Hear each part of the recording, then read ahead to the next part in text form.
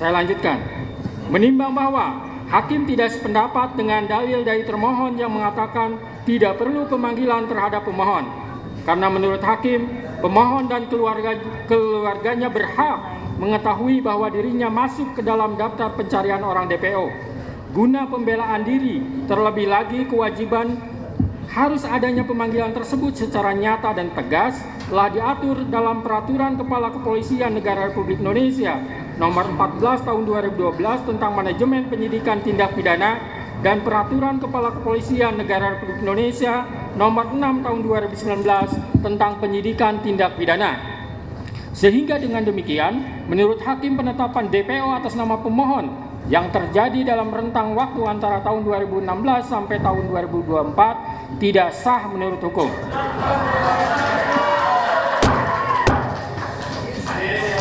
Tahan dulu. Menimbang bahwa selanjutnya hakim akan mempertimbangkan terkait penetapan tersangka berdasarkan surat ketetapan nomor Estap garing 90 garing 5 Romawi garing Res 124 garing 2024 garing Diskrimum tanggal 21 Mei 2024 atas nama Peggy Setiawan adalah sah atau tidak. Menimbang bahwa oleh karena sebagaimana fakta di persidangan tidak ditemukan bukti satupun yang menunjukkan bahwa pemohon dalam penyidikan yang dilakukan oleh termohon pernah dilakukan pemeriksaan sebagai calon tersangka sebelum ditetapkan sebagai tersangka oleh termohon, maka menurut hakim penetapan tersangka atas pemohon haruslah dinyatakan tidak sah dan dinyatakan batal demi hukum.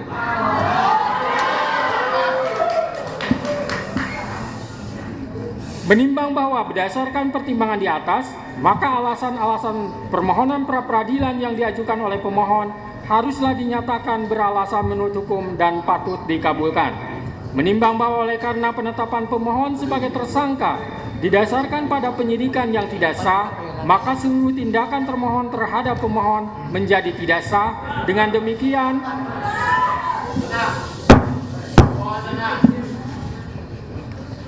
Dengan demikian petitum dalam permohonan pra-peradilan pemohon secara hukum dapat dikabulkan untuk seluruhnya. Menimbang bahwa oleh karena permohonan pra-peradilan pemohon telah dinyatakan dikabulkan untuk seluruhnya, maka biaya yang timbul dalam perkara ini dibebankan kepada negara. Memperhatikan Undang-Undang Nomor 8 Tahun 1981, Putusan Mahkamah Konstitusi Nomor 21 garing PUU 12 Romawi garing 2014, serta peraturan lain yang bersangkutan. Mengadili 1. Mengabulkan permohonan pra-peradilan pemohon untuk seluruhnya. 2. Menyatakan proses penetapan tersangka kepada pemohon berdasarkan surat ketetapan nomor Estap garing 90 garing 5 Romawi garing Res 124 garing 2024 garing Diskrimum tanggal 21 Mei 2004 atas nama Peggy Setiawan beserta surat yang berkaitan lainnya dinyatakan tidak sah dan batal demi hukum.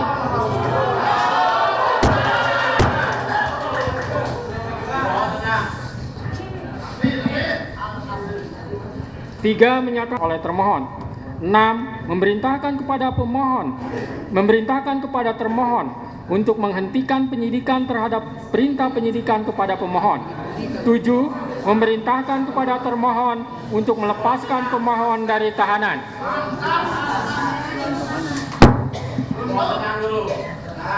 8. Memulihkan hak pemohon dalam kemampuan, kedudukan, dan harkat serta martabatnya seperti sedia kala. Dan 9. Membebankan biaya perkara kepada negara. Demikianlah diputus pada hari ini Senin, tanggal 8 Juli 2024 oleh Eman Sulaiman sebagai hakim tunggal. Berdasarkan penetapan Ketua Pengadilan,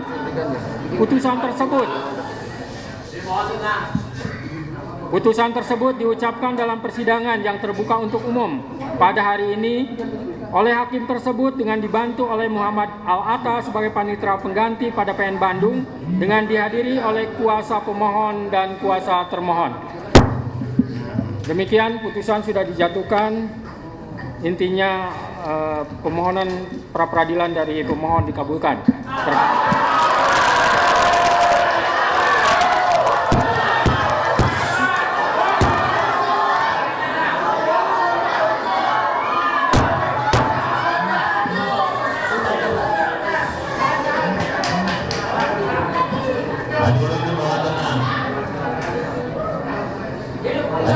Baik ya. Baik, dengan telah dibacakannya putusan tersebut, maka perkara pra peradilan atas nama Saudara Peggy Setiawan selesai dan sidang dinyatakan ditutup.